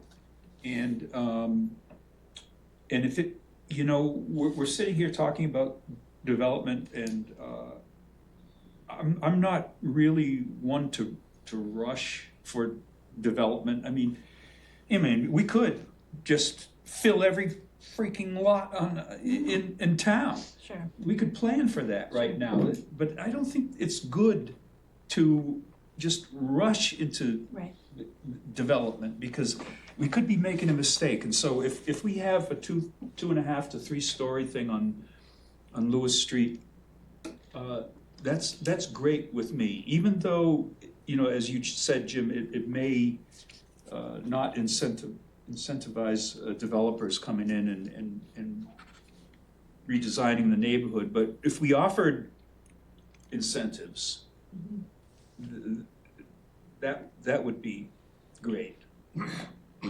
And Still I preserve a honestly- neighborhood feel. I don't really know if that yellow is, I'd have to really look back at what the yellow actually contains before I would say I even just want the yellow. Like Jim was saying, that yellow might just be a platform for thoughts, and there might be some nuances that we wanna put in to, Yeah, there's always you know, to help yeah. maintain that neighborhood even more than, That could be you know, anything. so I agree with you, I think, but we might even wanna Yeah. delve deeper and not just say, well, Absolutely. let's just take that yellow and throw it in there. Maybe there's something else that's more creative that we have the ability to do, because we have this ad hoc committee, which we didn't have before. It really was like, The it came reason on the plate. why I say and- yellow is because Yeah. it takes it Yeah, down totally, Yeah. yeah, from I'm, yeah, 4-story, yeah, which obviously isn't working there, yeah.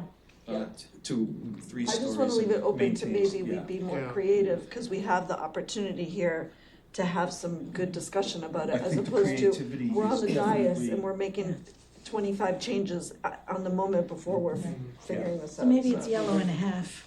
Yeah, I was gonna say, I think Jim's Chartreuse. mentioned that to us as an option, maybe it's a whole new, I think what we've come to the conclusion today is that we wanna we wanna go from the purple to the yellow as a starting point, and maybe we wanna tweak that a little bit, Yeah. you know, with some additional Right.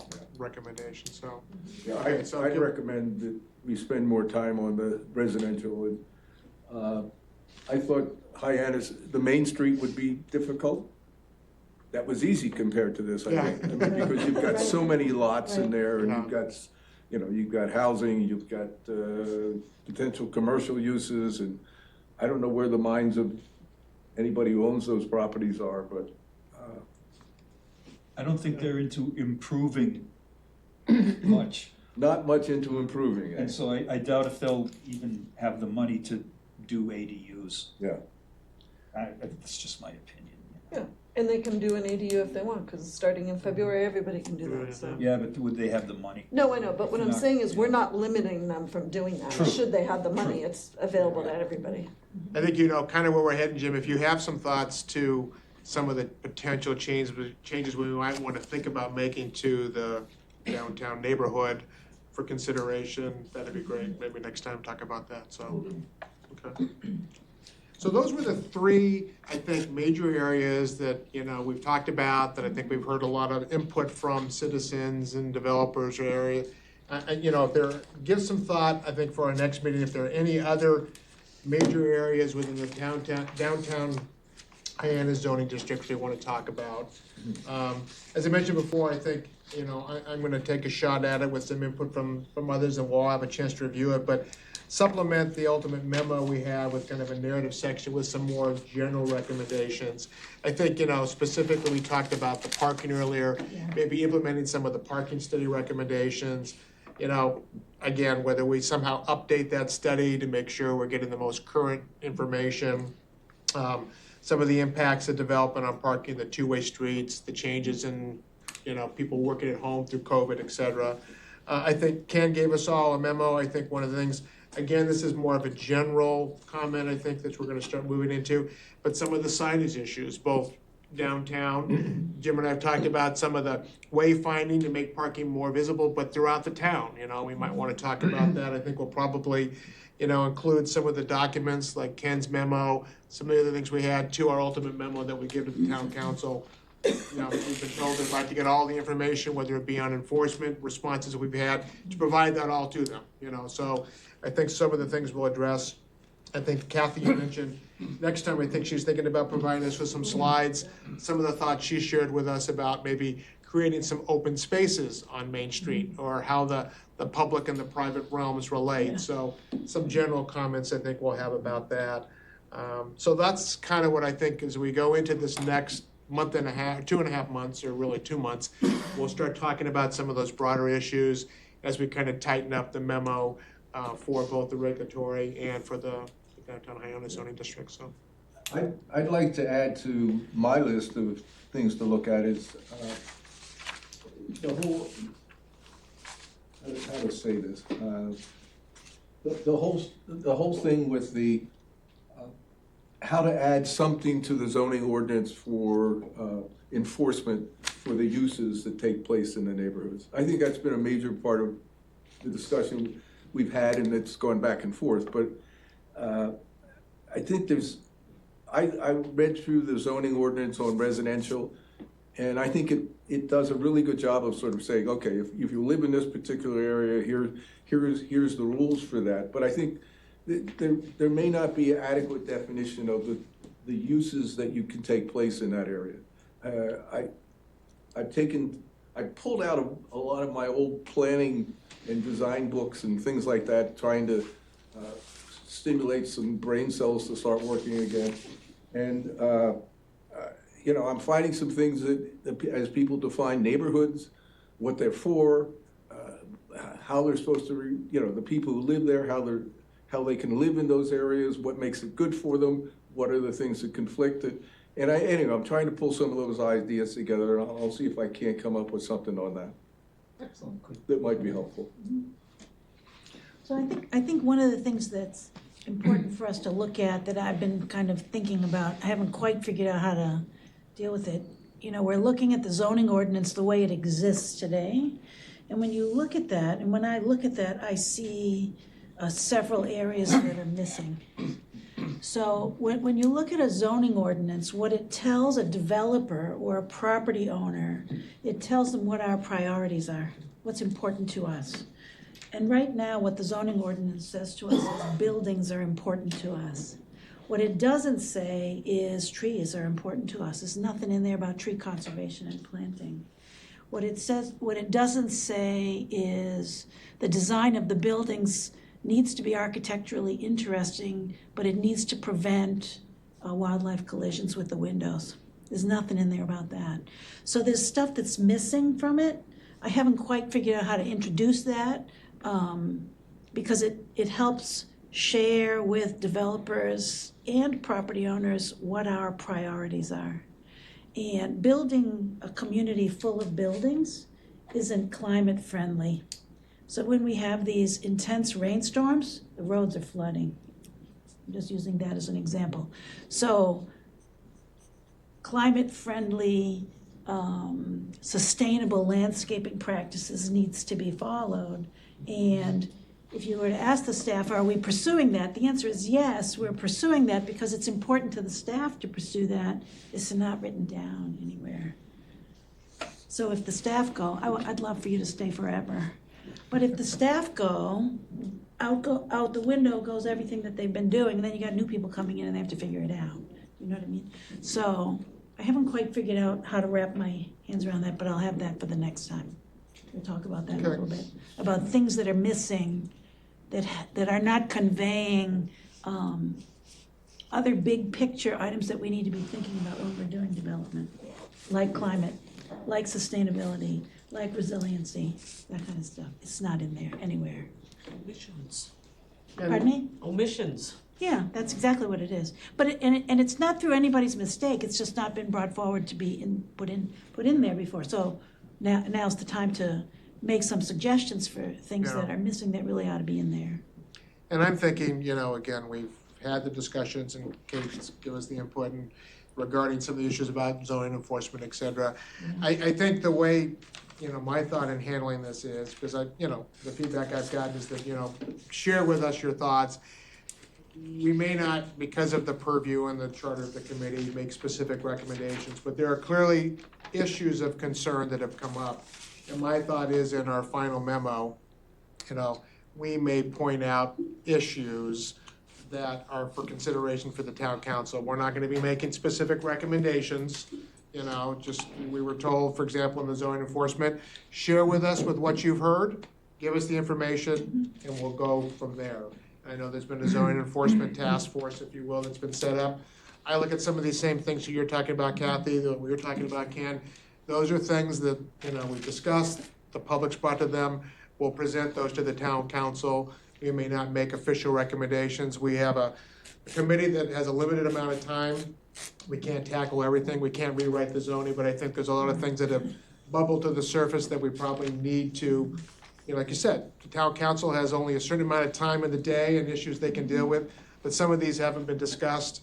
We can just say these are things that, you might want to consider. Right. But I think what that's a Kathy's saying fair is way to handle important though, because we do have an opportunity now to just even state, these are the areas that are missing within what we're putting forward.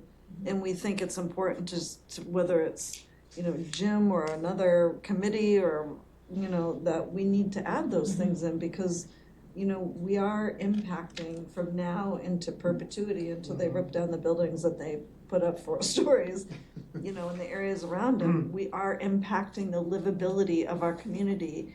And like Kathy's saying, if it's omitted, it won't get done because it might not occur to a developer to think about those things, or they know about it and they're like, well, we don't have to do it. So I think we need to really take that to heart because we have an opportunity to make some, pointed recommendations that might be important. Maybe cover some of those in the slides and stuff. So we had a conversation a number of meetings ago about solar. It was a very brief discussion where there was a solar project that everybody was expressing concerns about to us. But we were gonna have a discussion about the section of the zoning ordinance that deals with solar, and we never did. Because I don't think that's within the purview of this committee. But there's a zoning ordinance section related to solar. That's what But I'm I talking don't about. know that comes under. It would have been a recent, it could be a recent change. No, I know. What is it? It is under 240 zoning. It is something in there, The yeah. committee, and we did, the council recently updated that. So that would 2 be years. considered a recently adopted zoning change? There was a recently adopted zoning. I'm like, That's what I'm going at. I know, I'm That's what just I'm going making at. sure. I'm like, I don't wanna be outside, people outside the lines, Jim. But the project that was being discussed certainly isn't a zoning Right. change, so. Yeah, right, so our purview is not to discuss the project, but Yes, sort of my Yeah. mentioning it here is that, just kind of using that as an example of something that perhaps didn't go as well that we can learn from. Is there something within the zoning ordinance, specifically the solar section, that needs to be improved so that if something else comes forward, it's be more satisfactory what the community's looking for? Jim, could we put that, Do you remember that? yeah, I do, I just Or am I don't, missing yeah, it? no, I think you're right, I'm I kind of just, we waiting didn't, and waiting and hoping it would come up, Every meeting we've had is a Well, I solar appreciate the discussion, yeah. refreshing the memory. Yeah, if there's something that we might want to relook at that, Jim, maybe we can take a look at that section Yeah. and discuss it at the next meeting. You want that, a brief presentation at the next Yeah, meeting? maybe, yeah, if we could. If that's Yeah. possible, I mean, Yeah. the meeting after that would be okay too. I mean, we have till the end of March, but. Well, let me freshen our minds, we'll do that next meeting, so. I'm curious as to, what are they gonna do there at that place, They're putting up a solar Yeah, farm. putting up a solar. I know, but Yeah. will they, Big one. will they have, green, greenery underneath the solar panels, or will it dirt. So you know, Does it matter? no, but you know what does. matters is what does the zoning ordinance require them to do? Yeah. That's the point. Yeah, So, and that's why I wonder what the zoning requires them to do. You know, will they just leave dirt there, or, you know, will they put some shrubs and grasses or something green underneath all those, It's the maintenance problem. yeah. Well, it's, Expensive maintenance. yeah, I mean, you know, every time something like that happens in a community across the US, we sort of all learn from what doesn't work well. Yeah. And that's my goal here is we can learn from what's there and perhaps know that maybe that's not what we would want and we can improve it or make some recommendations to improve it. Yeah. That's my goal, really. We'll talk a little more about that, so if you could add that, Jim, we'll do that. Okay.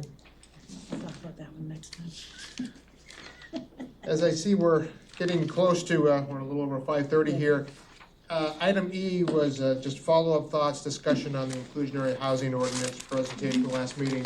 I guess I'd suggest that maybe we move that to the next meeting, in the interest of getting everybody out of here. Really quick, I'll just summarize the things that my takeaways on that we want to think about in listening to Rick Presby and Laura Schufelt. I think there were, you know, a couple of thoughts. It's currently at 10%. You know, we could look at a flat increase of some sort, increase that to 15, 20%. Jim suggested that maybe you look at a tiered approach. Given the size of the development, a larger development, the developer can more easily absorb some of the costs, so maybe they have a higher percent. So maybe you propose a recommendation that it's tiered somehow on the size of development. And then I think Rick suggested, you know, the request, and it sounds like maybe the housing committee, and you may have some input on that, John, was suggesting more of an economic feasibility analysis being done to determine just what that number might be. Again, so I think we're on the same page, and I think Mr. Moran commented on that earlier, that some of the folks on that committee wanted to make sure we were on the same page, and I think we are, that needs to be addressed and somehow increased. What the mechanism is, I'm not sure, but I think, you know, that's something we can talk a little bit more about the next time. If you weren't able to attend the last meeting, the video might be worth going back and listening to Rick and Laura's presentation. The other key thing I think there was discussed was whether that should be part of the general ordinances or a zoning ordinance. And the impression I got to take away from Rick and Laura was they felt it should be part of the zoning ordinance, and it is currently a general ordinance. And my understanding, the main reason for that was under a zoning ordinance, it then becomes enforceable. So if there's people who are not putting in the affordable units that they say they are, we can then institute fines or follow up. If it's a general ordinance, okay, maybe you can correct me. If it's part of the general ordinance, there's no fine mechanism. What is it, just, you know, legal? We ask them to write a letter, or how does that work? You can have fines in a general ordinance. Okay, But they wouldn't apply to zoning. The zoning fines would have to be in the zoning ordinance. okay. But it seemed like they both seemed to be of the mindset that it would be better in a zoning ordinance rather than the general ordinance. Yeah, So- those types of fines for those types of issues would be Yeah. better off in zoning. So that might be a recommendation we make, that becomes part of the zoning ordinance rather than the general ordinance, so, or that the council think about doing that. So I think those were the two things that we really talked about, is what should that percentage be set at and whether it should be a general or a zoning ordinance. So we can talk about that a little bit more, but if you haven't seen that or weren't at the last meeting, maybe it's worth watching their presentation, so. Okay, I think, and then the other third thing that was discussed was the implementation of monitoring of the affordable units. Because if I'm not mistaken, Jim, right now, if we ask someone, how many affordable units do we have in town? We don't know. And Well, no, we do know. We actually just got an update this morning. So we have an overall number of units in our community, a number of affordable units in our community.